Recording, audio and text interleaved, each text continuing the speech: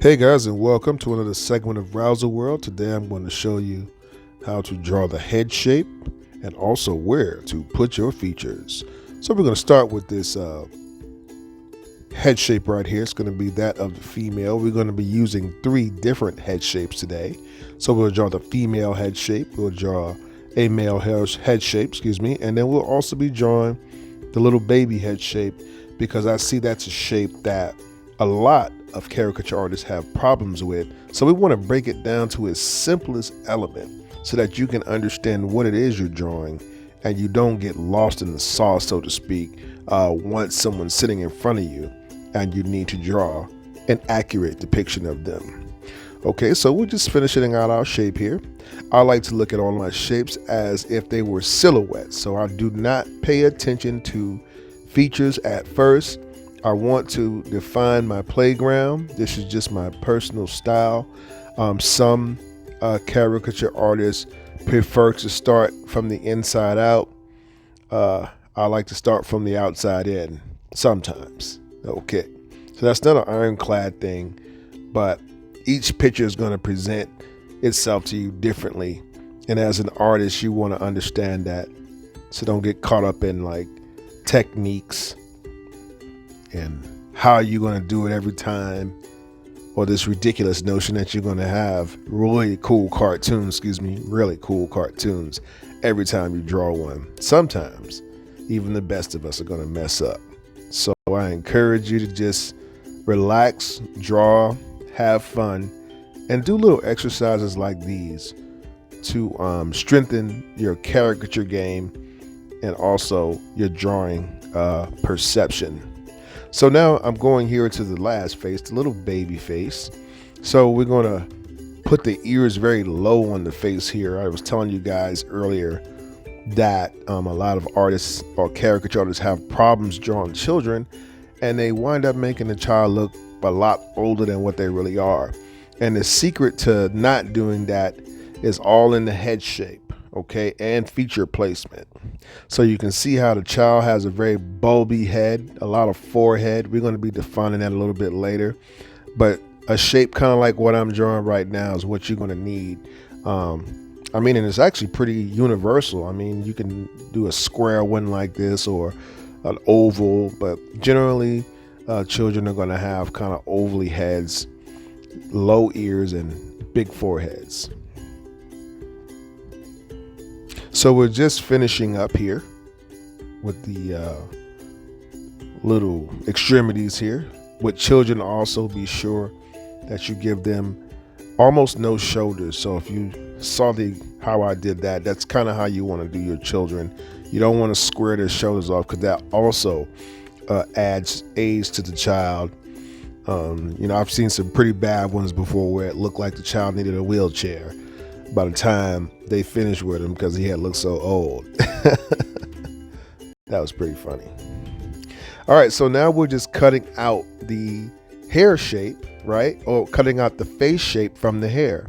So that's how you approach the female face shape. You see here with the child, once again, I'm going to cut her face out of the shape. Okay, so that might be a way to think of it actually as I'm running that through my head, is to think of it as a piece of paper, but you're cutting pieces out of it to make it look like stuff. Yeah, it's looking like stuff.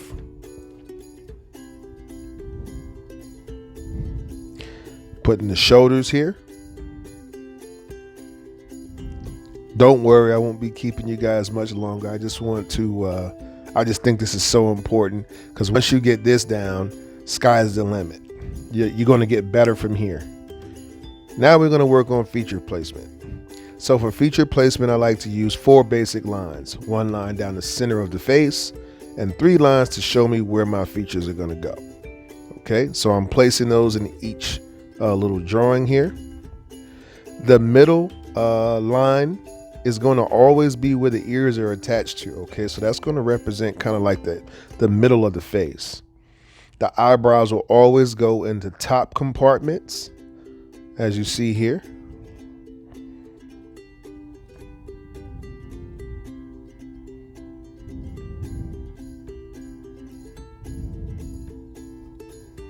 Now we're going to place the noses in our features that will also go in the middle compartment.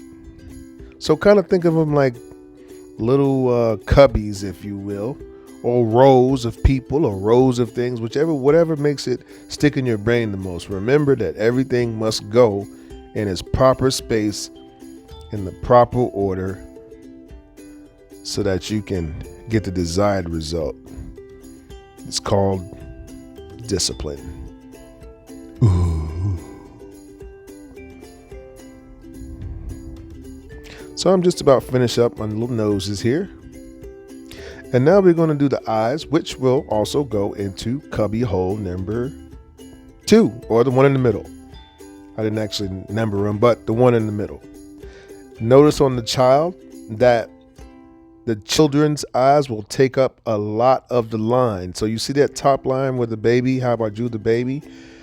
It's going to take up a lot of that line, more than if you're drawing an adult. Unless the adult has very big eyes, then maybe you might take up more of that space.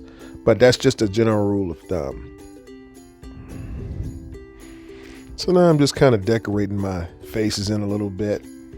I didn't make them look like anybody in particular because I feel like that adds an extra burden, and that's not what I want you to get out of this video. What I want you to get out of this video is tranquility. No, but I want you to learn how to basically put the face together so that when you watch our next video, oh man, you're going to be ready to go. Okay guys, so we're just about finishing up here. Just the last few minute touches here. I know they're not real people, but we will treat them with dignity and respect. That means they will get their hair done and they will have smiles. I want to thank you guys for watching this video and tutorial.